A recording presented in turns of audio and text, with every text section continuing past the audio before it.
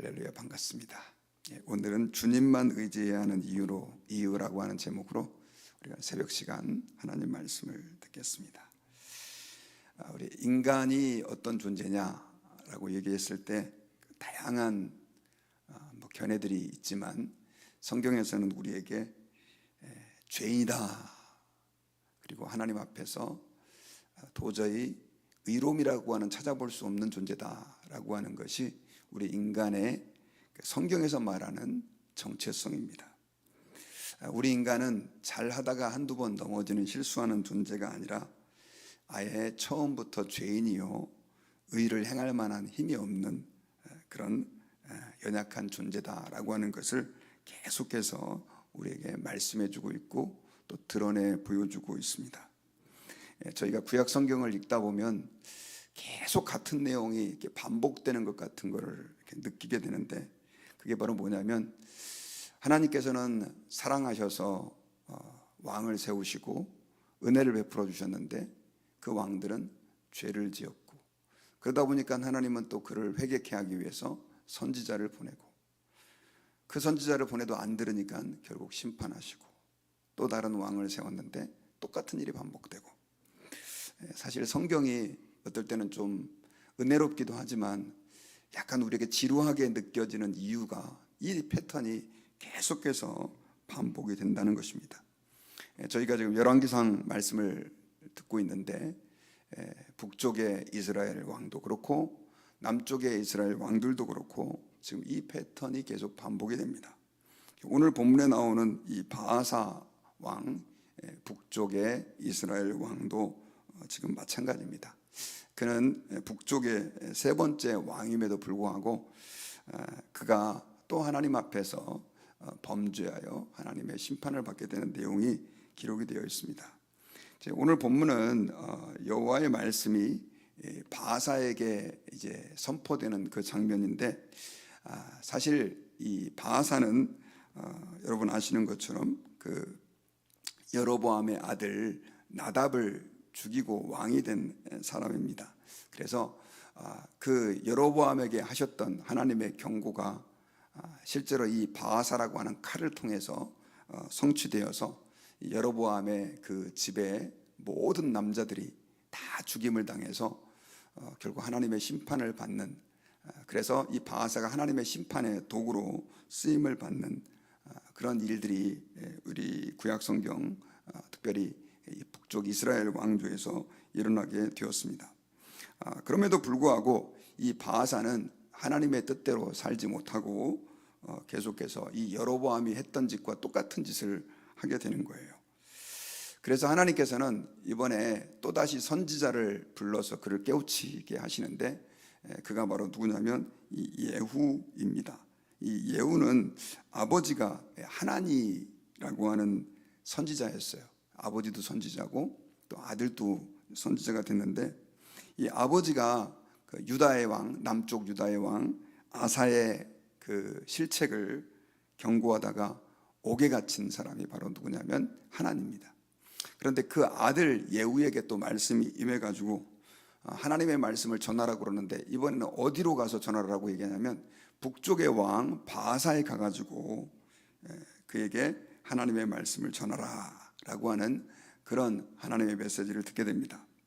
그래가지고 오늘 16장에 보면은 그 바아사에게 이 예후가 하나님의 말씀을 전하는데, 그 내용이 이제 2절부터 4절까지 기록이 되어 있어요. 상당히 내용이 살벌합니다. 그 내용을 보면 내가 너를 티끌에서 들어 내 백성 이스라엘 위에 주권자가 되게 하였거늘 네가 여로보암의 길로 행하며 내 백성 이스라엘에게 범죄하게 하여 그들의 죄로 나를 노엽게 하였은즉, 3절에 보면 내가 너 바아사와 내 집을 쓸어버려 내 집이 느밧의 아들 여로보암의 집같이 되게 하리니. 자, 북쪽의 여로보암 왕은 솔로몬의 범죄 때문에 하나님께서 10지파를 쪼개가지고 그 10지파의 왕이 되게 하셨습니다. 실제로 르호보암 왕 때 이제 이 나라가 둘로 쪼개져 버려가지고 북쪽의 여로보암 왕은 그렇게 그 나라의 왕이 되었는데, 문제는 그가 북쪽에 있는 사람이 자꾸만 남쪽으로 내려가서 예루살렘에 가서 예배하려고 하니까 결국 이 베델과 단에 금송아지를 세워놓고 하나님을 섬기게 하고 또 북쪽 이스라엘 백성들을 우상숭배의 길에 접어들도록 그렇게 인도하는 못된 왕이 되어버리고 맙니다. 그래서 하나님은 선지자 아이야를 통해 가지고 이 여로보암의 죄를 책망하는데 오늘 본문과 같은 내용의 메시지를 전합니다. 내가 다 쓸어버리겠다. 몇 번 경고해도 듣지 않으니까 하나님이 그런 심한 얘기를 하셨어요. 그런데 끝내 이 여로보암은 회개하지 않았고 결국 그의 아들 때에 반란이 일어나 가지고 이 하나님의 말씀이 그대로 성취가 되게 되는데 그걸 주도한 사람이 아까 제가 서두에 말씀드렸던 것처럼 바하사입니다. 그러니까 이 바하사는 그 누구보다도 하나님 말씀대로 살지 않았을 때 하나님이 어떻게 심판하셨는지를 자기가 직접 보고 들었던 사람인 거죠. 그럼에도 불구하고 이 바하사는 어떻게 됩니까? 똑같은 길을, 똑같은 짓을 반복하고 있는 것을 알 수 있습니다. 마치 오토기가 넘어오면 일어서고 넘어서면 일어서는 것처럼 그 죄악된 행동이 반복되는 것을 알 수 있어요. 실제로 여러분 성경 이제 16장 뒷부분을 보면은 이제 이 신하 이 바하사는 병으로 죽게 되고 그 아들 바하사의 아들 엘라가 이제 왕이 되는데 그 엘라 때 그 아르사의 집에서 이제 술 취해 가지고 그 엘라 왕이 누워 있을 때 군 장비를 관리하는 시므리가 반역을 해 가지고 죽여 버리는데요. 그 이제 바하사의 아들이 죽고 또 반역하는 그 패턴이 똑같이 일어나는데 그 집에 있는 모든 남자들을 다 또 죽여서 없애는 그런 반역이 일어나게 됩니다. 시므리는 나중에 이제 7일 동안밖에 왕이 되지 못하고 어쨌든 그렇게 또 왕조가 바뀌는 역사가 일어나게 돼요. 16장 12절에 보면 바하사의 온 집을 멸하였는데 선지자 예후를 통하여 바하사를 꾸짖어 하신 여호와의 말씀같이 되었으니 하면서 이 예후를 통해서 하신 예언이 성취가 된 것입니다. 자, 우리가 나라가 급하게 세워지다 보면 이렇게 왕조가 바뀌는 일들도 있고 또 반란도 일어나는 일들이 있다라고 얘기를 하지만 제가 지난번에 말씀드린 것처럼 이스라엘의 남북 왕조를 비교했을 때 남쪽 왕조는 거의 400년 가까이 왕조가 바뀌지 않았어요. 그런데 이 북쪽 왕조는 9번이나 아예 왕의 씨가 다 말려버리면서 계속해서 변경이 되는데 그것은 하나님께서 심판하시는 심판의 과정이었다라고 하는 것입니다. 자, 그런데 이 바하사가 아까 제가 말씀드렸던 것처럼 그렇게 하나님의 심판과 하나님의 말씀이 성취되는 것을 보면서도 그가 똑같이 자기도 죄를 짓고 또 그 하나님의 예언을 예후에게 받아 회개하지 않고 똑같이 하나님의 심판을 받는 걸 보면 우리 인간이 얼마만큼 무지하고 또 나약한지를 발견하게 됩니다. 여러분 사실 바하사가 왜 혁명을 일으켰을까요? 우리는 그 내용을 성경에서 자세히 알 수가 없어요. 기록되어 있지 않기 때문에. 그런데 우리가 추정해 볼 수 있는 것은 아마 여로보암의 그 통치, 여로보암 가문의 여로보암과 그 아들 그 나답의 통치에 불만을 가진 세력이 굉장히 많이 있었던 거예요. 그러니까 이 바하사가 혁명을 일으켰을 때 자그마치 24년이라고 하는 기간을, 짧은 시간이 아니죠, 통치할 수 있었던 것입니다. 그러니까 이 여로보암의 통치에 저렇게 하면 안 되지 왕이 이렇게 생각을 하고 그를 축출해낸 거예요. 자기 목숨을 건 반역을 일으킨 것입니다. 더더군다나 이 바하사는 오늘 성경을 미루어 보면은 내가 너를 티끌에서 들어 내 백성 이스라엘의 주권자가 되겠다라고 하는 이야기를 들어보면 그는 좋은 가문 출신 사람이 아니었던 것 같습니다. 천민 출신임에도 불구하고 결국 이 북쪽 이스라엘의 팽배에 있었던 불만은 결국 그를 왕이 되게 하는 동력이 되었다라고 하는 것입니다. 자, 우리가 여기서 정말 어떻게 인간이 저럴 수 있을까? 제가 예전에 그 구약학 교수님이 달라스에 오셔가지고 강의를 들을 때 아니 도대체 이스라엘 백성들은 어떻게 그렇게 자꾸만 그 하나님의 놀라운 심판과 약속을 듣고 심지어 기적을 보고도 계속해서 우상숭배에 빠질 수 있죠? 남쪽 유다가 왜 그렇게 할 수 있죠? 그런 생각들을 가지고 사실 저는 성경을 계속 읽고 또 그 교수님께 물어봤어요. 그랬더니 너무 뻔한 얘기를 하시더라고요. 우리 인간이 원래 그렇습니다. 답이 없어요. 이렇게 얘기하시는 거예요. 여러분들은 어떻게 생각하십니까? 우리 인간이 죄를 짓고 듣고도 또 범죄하고 듣고도 또 범죄하는 그 이유가 뭘까요? 그 이유는 우리 인간 자체가 본질적으로 악하다라고 하는 것을 우리는 깨달아야 합니다. 제가 처음 30대 이제 한 중반에 아버지 학교를 가게 됐는데 그 아버지 학교에서 이제 아버지들이 간증을 많이 하더라고요. 근데 제가 굉장히 충격을 받은 간증이 뭐였냐면 아버지들이 많이 뭐라고 간증을 하냐면 자기는 어렸을 때 그 아버지가 뭐 그런 분들 많았잖아요. 술 먹고 와이프 때리고 애들에게 소리 지르고 바람 피고 그러니까 그런 걸 너무너무 자기는 싫어했다는 거예요. 나는 절대로 저런 아버지 같이 안 되겠다고 다짐을 했다는 거예요. 그런데 자기가 40이 되고 50이 되고 또 한국 사회 자체가 구조적으로 그렇잖아요. 자기가 바로 그런 아버지가 되어 있더라는 거예요. 그러면서 그 아버지 학교에서 눈물을 뚝뚝 흘리면서 아버지들이 그렇게 싫어했던 아버지의 모습이 나의 모습이다. 나의 모습이 되었다. 도대체 나는 어떤 인간이란 말인가 막 이러면서 막 회개하는 아버지들의 모습을 봤습니다.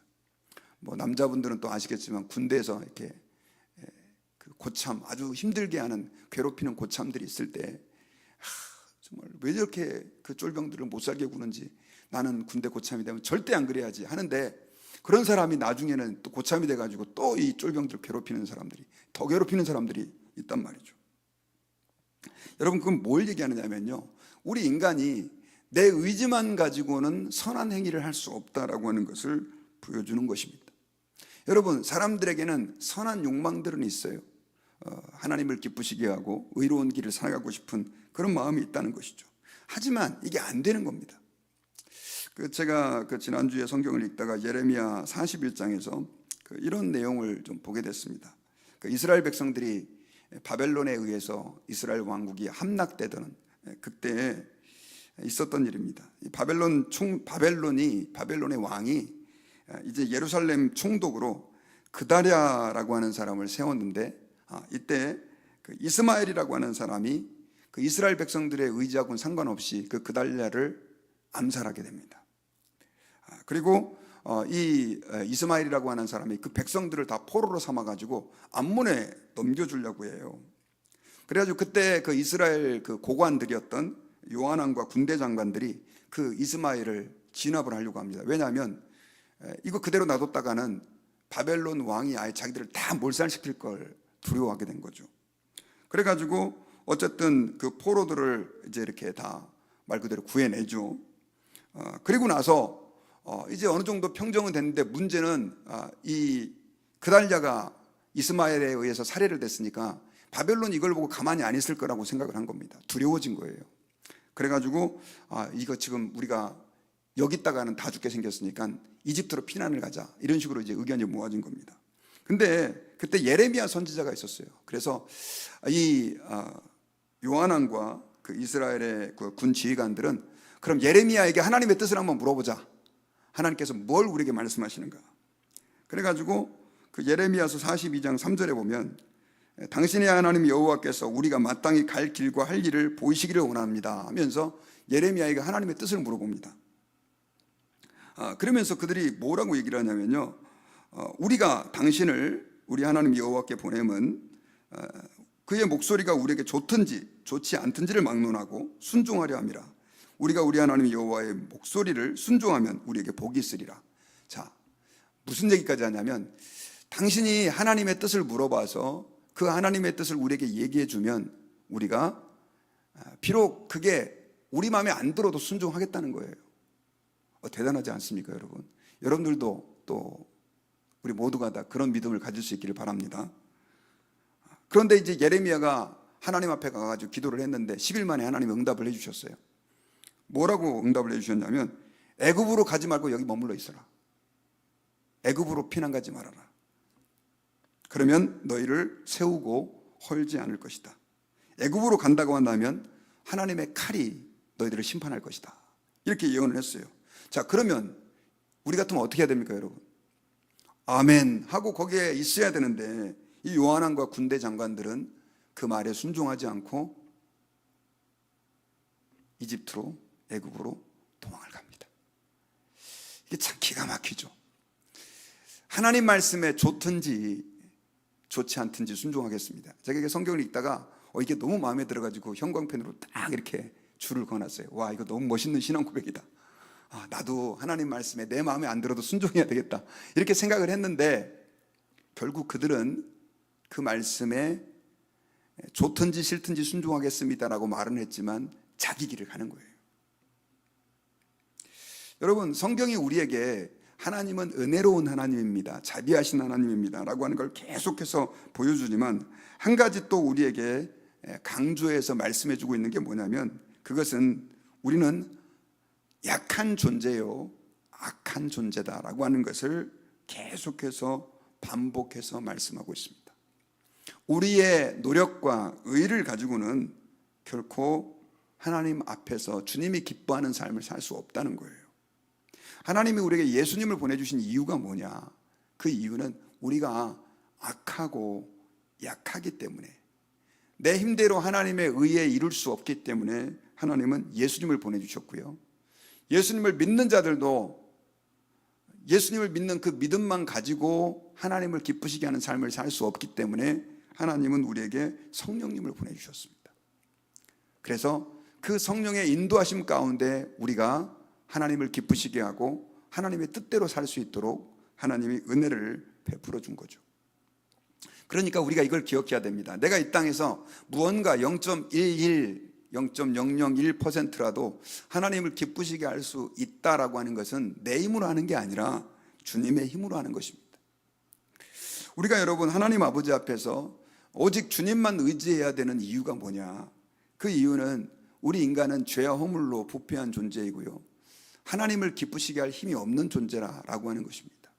우리가 매일매일 하나님 앞에서 말씀을 붙잡고 기도하면서 하나님, 저는 연약한 존재입니다, 주님께서 저를 인도하셔서 주의 영광을 드러내시기를 원합니다 라고 하는 이 소원이 없다고 한다면 결코 우리는 우리의 의로 하나님을 기쁘시게 할 수도 없고 선을 행할 수도 없다라고 하는 것이죠. 그러므로 여러분, 저와 여러분들이 오늘 이 새벽에 조금 이렇게 부정적인 내용들이 성경에 많이 기록되어 있지만 이거 대할 때 저 인간들은 왜 저래? 아니 왜 저렇게 정신을 못 차릴까? 이렇게 우리가 원망만 하지 말고 그게 바로 나의 모습이다라고 하는 것을 우리가 발견해야 합니다. 그렇게 하나님의 말씀을 듣고 경고를 듣고도 순종하지 않았던 그 백성들의 모습이 나의 모습임을 고백하고 우리는 절대로 내 힘을 의지하면 안 됩니다. 여러분, 이스라엘 백성들이 끊임없이 우상을 숭배하고 죄를 지었다라고 하는 것은 오늘날 우리가 이렇게 해석을 할 수 있는 거예요.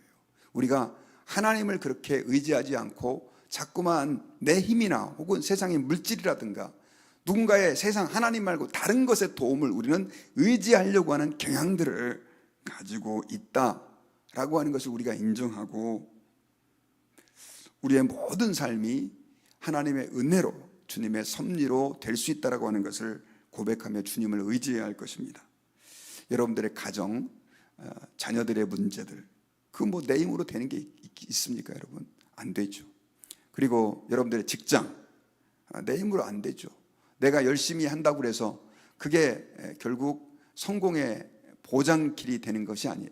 세상 사람들은 열심히 하면 성공한다고 말하지만 우리는 내가 한다 할지라도 하나님이 은혜를 베풀어 주지 않으면 안 되는 것입니다.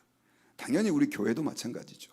우리가 교회 안에서 요즘은 인본주의가 교회 안에 들어와 가지고 많은 사람들이 교회를 세상적인 방법으로 부흥시키려고 하고 세상적인 방법으로 이렇게 해보려고 하는 교회들이 너무 많습니다. 교회가 뭐 아무것도 안 하고 하나님만 바라봐야 된다, 이거는 전 동의하지 않지만 우리가 하나님 앞에 최선을 다한다 할지라도 주님이 은혜를 베풀어 줄 때 교회는 하나님이 기뻐하는 교회로서의 그 위상을 회복할 수 있고 교회다움을 우리가 회복할 수 있다는 것을 기억해야 합니다. 그래서 오늘 이 새벽에 나의 약함을 우리가 인정하고 주님, 나의 의는 주님 앞에 내놓을 것이 아무것도 없습니다, 오직 주님의 은혜로 내가 설 수 있음을 고백합니다 라고 하나님 앞에 기도하는 저와 여러분들이 되기를 바랍니다. 저는 말씀의 결론을 맺겠습니다. 오늘 본문에 보면 북쪽 이스라엘의 왕 바하사를 향해 하나님이 예후 선지자를 보내서 그의 죄를 꾸짖습니다. 근데 공교롭게도 그 꾸짖는 죄가 여로보암에게 예언했던 그 내용과 거의 비슷합니다. 하나님의 말씀대로 살지 않고 죄를 범했기 때문에 너를 다 쓸어버리겠다. 너희 집안들을 다 심판하겠다. 공교롭게도 그 약속이, 여로보암에게 한 약속이 바하사를 통해서 이루어졌는데도 불구하고 바하사는 또 똑같이 그 길을 가고 그 예언을 다른 선지자에게 듣는 패턴이 반복되는 걸 보면서 우리 인간이 얼마나 나약한지를 깨닫고, 하나님, 저도 연약합니다. 저는 하나님 앞에서 의를 행할 수 없는 부족한 죄인입니다. 주님의 은혜가 저를 붙잡아 주옵소서라고 고백하고 그 하나님께 기도하고 그 하나님의 말씀에 우리를 맞추고 순종하며 하나님의 뜻을 이뤄가는 저와 여러분들이 되기를 주의 이름으로 축원합니다. 같이 기도하겠습니다.